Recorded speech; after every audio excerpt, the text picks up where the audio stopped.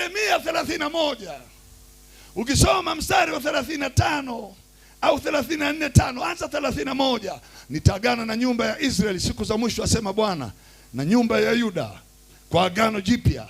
Agano hili nitakalo agana nao sio kama nilioagana na wakati ule na baba zao waliponiacha nikawacha. Hili agano sintawaacha.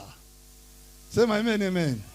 Alafu anaongeza Mungu mwenyewe, anasema kama vile ambavyo jua na mwezi na nyota na dunia haviwezi kutoka katika muhimili wake, kadhalika agano langu na Waisraeli kuwa taifa halitaondoka, watakuwepo milele. Kwa hiyo uwezi ukasema Israeli hamna Israeli, utakuwa umejichemsha. Na zaidi ya yote, anayechukia Israeli ni mmoja katika wanaomchukia Mungu wa Biblia. Nitakupa maandiko. Yoyote anayependa Israeli anaipenda Biblia. Wow.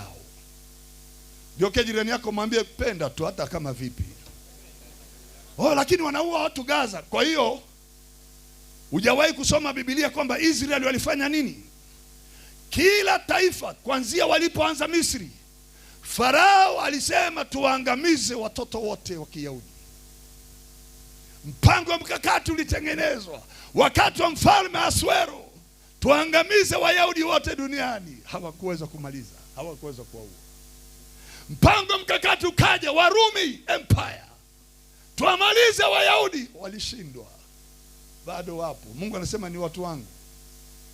Mpango mkakati umeendelea kwa mataifa ya dunia, yanashikana hata na leo. Wakati wa Hitler tuwamalize, alishindwa kuwamaliza.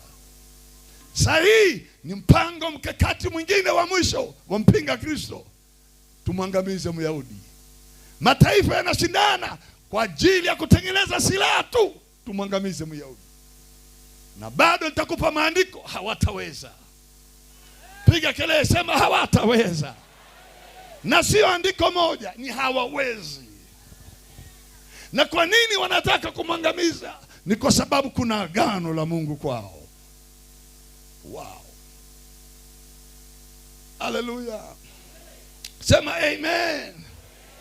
Ukisoma vitabu vya Jaji unasema nini? Waamuzi. Utagundua kwenye vitabu vya Waamuzi, Israeli waliwahi kufanya vita na mataifa mengi yanayomzunguka, na wafalme wa mataifa mengi na majemedari wa vita. Israeli ilikuwa na sifa hiyo, kuwaua wafalme wanaokuja kupigana naye. Sasa ukitaka kujua historia inajirudia, kasome Waamuzi au kasome kitabu cha Hesabu.